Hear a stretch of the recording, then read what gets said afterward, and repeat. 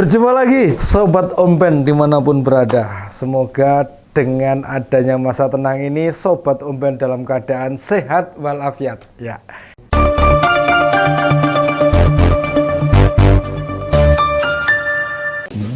Saya belum nonton ya, makasih ya masukannya. Dari beberapa yang ditampilkan banyak mengarah ke kecurangan 02. Ya kalau ada kecurangan silahkan nanti dibuktikan, dilaporkan sih ya. Kayaknya para gerombolan ya, pendukungnya Pak Prabowo Gibran pada mumet nih, pusing 7 keliling dengan adanya munculnya film dokumenter yang berjudul Dirty Vote itu. Om Ben belum tahu gimana hasil Pilpres pagi tadi nih. Soalnya video ini direkam sebelum hitungan suara dimulai. Tanpa melihat hasilnya nanti. Tapi film itu makin menegaskan. Proses-proses persiapan Pilpres kali ini tidak dijalankan dengan sebaik-baiknya. Dan hasil Pilpres hari ini tadi ya, mungkin quick count sudah berjalan. Dan siapa yang memperoleh suara tertinggi ini? Bakal tergambar jelas. Meski selama ini nggak diprediksi menang Pilpres sih, ada banyak kondisi yang membuat Pak Ganjar nyalip perolehan Prabowo. Wis toh, percaya rakyat saiki iki pinter kabeh. Rakyat sekarang itu beda dengan sebelum dipimpin Pak Jokowi, apalagi waktu Orde Baru dulu. Kami ini bertambah pinter loh. Soalnya apa? Belajar dari apa yang dicontohkan Presiden. Nek presiden bisa leda-lede loh, ngesen kiwa minggoke nengen atau nengok kanan belok kiri. Nah, itu kan memang dicontohkan Pak Jokowi. Ini loh, gini. Bila survei elektabilitas Prabowo tinggi namun quick count Pak Ganjar yang gede, itu bukan karena kecurangan. Melainkan kami rakyat jelata ingin kasih pembelajaran. Jika kepala negara mau tipu-tipu kami loh. Kenapa kami nggak boleh menipu kepala negara? Beneran 2 hari yang lalu nih. Viral tuh film Dirty Vote itu. Yang penontonnya mungkin sekarang ini sudah mencapai 7 jutaan lebih. Dan film itu menandakan bagaimana proses Pilpres kali ini yang diacak-acak oleh penguasa. Film sendiri lumayan panjang sih. Filmnya sendiri lumayan panjang, hampir 2 jam. Memang sih, ini film dokumenter. Beritanya bagaimana proses curangnya Pilpres kali ini. Mulai dari keanehan atau kejanggalan dari permohonan perubahan syarat usia capres dan cawapres. Meski isinya memang obrolan, tapi mudah dicerna, mudah dimengerti oleh kita yang rakyat jelata ini. Dan meski tayang mepet coblosan, diperkirakan mengubah pilihan banyak orang. Sehingga kubu sebelah pada kepanasan, gerah. Cawapres sebelah saat dikonfirmasi wartawan, yo nggak bisa apa-apa. Kata Gibran malah bilang begini, jika belum nonton film Dirty Vote, terus dia bilang seandainya ada kecurangan, ya dilaporkan. Oh alah, mas. Jangan pura-pura bodoh atau nggak tahu dengan apa yang terjadi Pilpres ini dong. MK dan DKPP loh. Putusannya jelas. Semua yang memutuskan perkara tersangkut etik. Lah kok orang yang memutuskan kena masalah. Hasil keputusannya loh nggak ada masalah. Ibarat orang main bola nih. Sebelum gol, bola itu dipegang tangan. Nah, pemainnya kena kartu, tapi golnya disahkan.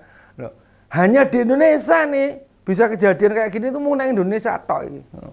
Dan bikin mirisnya lagi, si Gibran yang tersangkut-sangkut atau ada kaitannya dengan keputusan ini.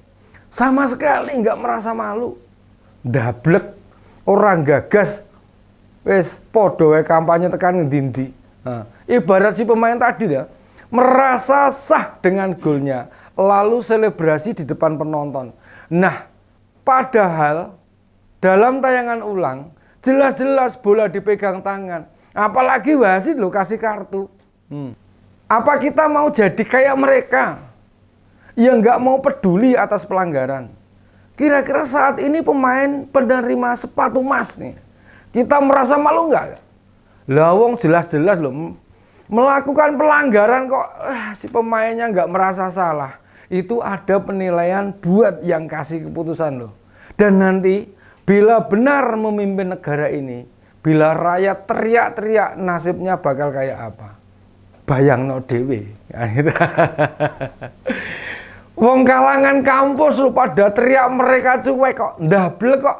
Denger kuping kanan keluar kuping kiri kok. Piye? Ora peduli kok, ora gagas kok. Apa meneh awake dhewe iki lho kayak kita-kita ini. Bakul rambak nih kepriwe sirika ya son aja kayak kue. Wong jual cinlok juga gitu. Pedagang gorengan pemeneh ojo wes ora ning apa-apane, kelas kecil kayak gini, rakyat kecil-kecil ini ora ning apa-apane wes. Otomatis mereka belas mbuh ra weruh. Lah mengomentari tentang film yang membongkar proses keanehan mereka. Si Gemoy sama Samsul acuh aja tuh, enggak mau ngerespon.